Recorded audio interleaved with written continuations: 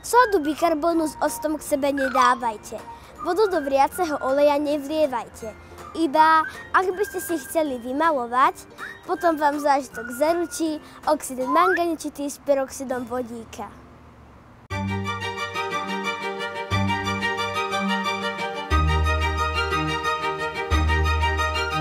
Dnes sa naučíme, ako prebiehajú chemické reakcie v našom okolí. Výbuch sopky to je napríklad rýchly dej a korózia je napríklad pomalý.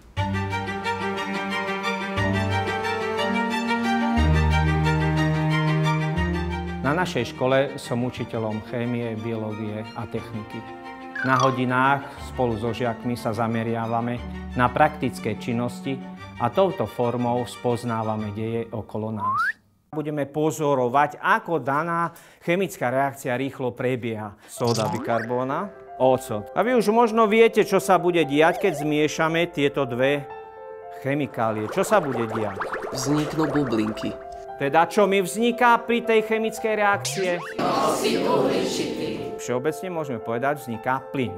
Tieto zručnosti žiaci využívajú na laboratórnych cvičeniach, pri príprave na predmetové olympiády, aj v bežnom živote. Naberieš 2 ml hydroxidu a roztok modrej skalice. V druhom pokuse sme sa snažili pripraviť zrazeninu. Ako rýchlo sa nám zrazenina vytvorí. Čo nám vzniklo v skúmavke? Zrazenina. Tretí pokus bol vznik zrazeniny, ktorá počase zmenila svoje sfarbenie. Potrebovali sme na to roztok kuchynskej soli a dusičnán strieborný.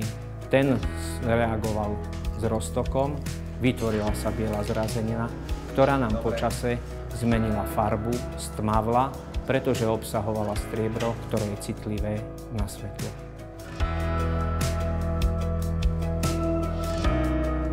Čo myslíte, čo mám tu na Petriho miske?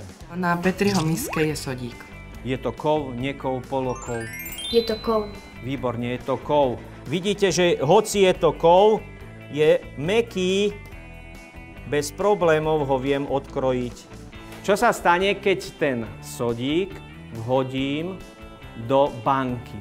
Bude to iskriť. Čo sa deje? Ten sodík na tej vode pláva. V tej banke sa mení farba.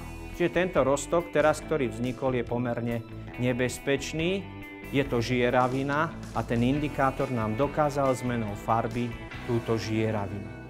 Vzniká pritom energia a uvoľňuje sa teplo. Piatý pokus bol bonus. Pomocou katalizátora burelu sme rozložili peroxid vodíka, pričom sa nám uvoľňoval kyslík, ktorý sme dokázali tlejúcou špajdlou, ktorá sa nám rozhorela.